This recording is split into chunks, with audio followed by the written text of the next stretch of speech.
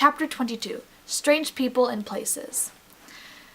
They left the next morning at dawn. The soldier with the green whiskers brought them to the guardian of the gates, who took off their glasses and bade the Scarecrow to come back as soon as possible. He was their ruler now, after all. The Scarecrow assured the guardian that he would return soon, and once again the little band of friends started a journey together. Full of hope that Dorothy would have success this time, they walked all day long, laughing and talking. That night they slept in a field of bright green grass and colorful flowers. Early the next morning they took to the road again. Eventually they came to a vast forest. It was tangled and thick and went on as far as they could see in every direction. The trees were so close together that they couldn't find any openings between trunks and branches. Then the Scarecrow spied a gap that looked as if it might be big enough for them all to squeeze through. So he stepped forward. But the moment his foot touched the ground under the opening, the tree's branches whipped into motion and twisted them around him.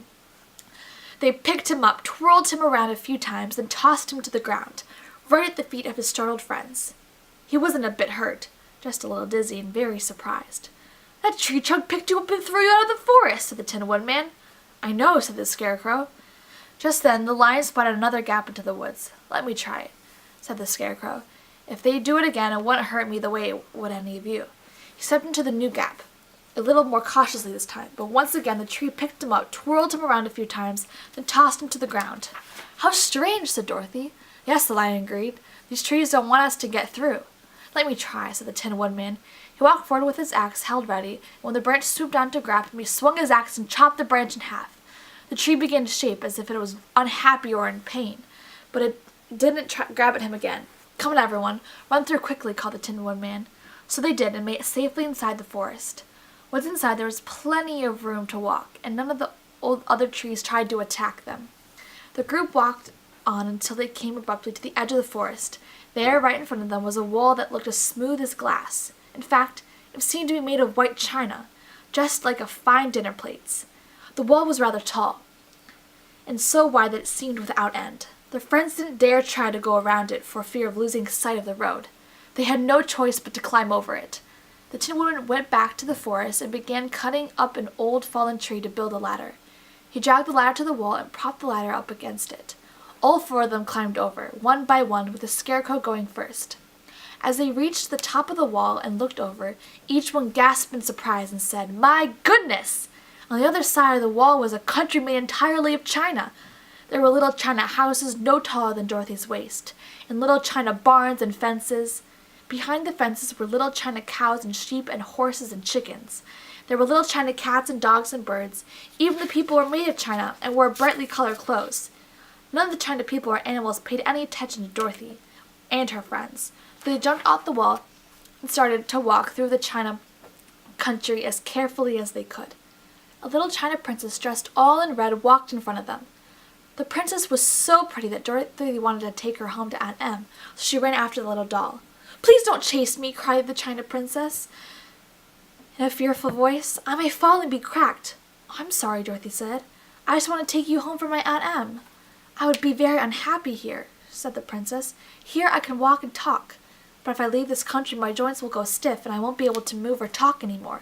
It would be very boring." "I had no idea," said Dorothy. "I don't want you to be unhappy. We'll be very careful not to crack anyone as we walk through here." It took them another 2 hours to get to the other end of the china country. They had walked very carefully and hadn't broken anything, but they were tired. It was hard to be so careful all the time.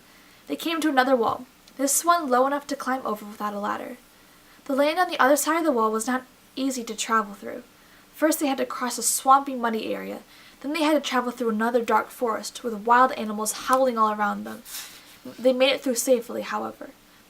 They walked on until they came to a tall, rocky hill. They rested a moment trying to figure out the best way to climb it, when an angry voice came from behind the rock, saying, "You cannot cross this hill. Go back now." "Why not?" asked the Scarecrow. "Because it's ours," said the voice, which came from an odd-looking man who was coming toward them from behind the rock. He was short and wide, with a flat head like a hammer, and no arms. The Scarecrow apologized to the man, but told him that they had to cross it to get to the land of the Quadlings. The Scarecrow stepped forward. In the blink of an eye, the man's neck stretched like a lightning-fast snake, propelling his head right at the Scarecrow. The flat top of his head hit the Scarecrow so hard that he rolled all the way back down to the bottom of the hill. As the Scarecrow's friends hurried down to see if he was all right, the man's neck snapped back into place.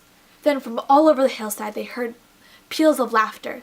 They looked up to see a hammerhead creature peeking over or around every rock on the hill. There were hundreds of them. This made the lion angry, so he roared and charged at another rock. He got the same treatment, and more laughter. "There's no way we can get past them," growled the aching lion. The Tin Woodman agreed. "I think you should put on your golden cap," he told Dorothy, "and use your last wish to have the winged monkeys carry us over this hill. Not even I can stand up to a bunch of hammerheads." Dorothy agreed and put on her cap. When she said the charm, the winged monkeys arrived with their usual noise.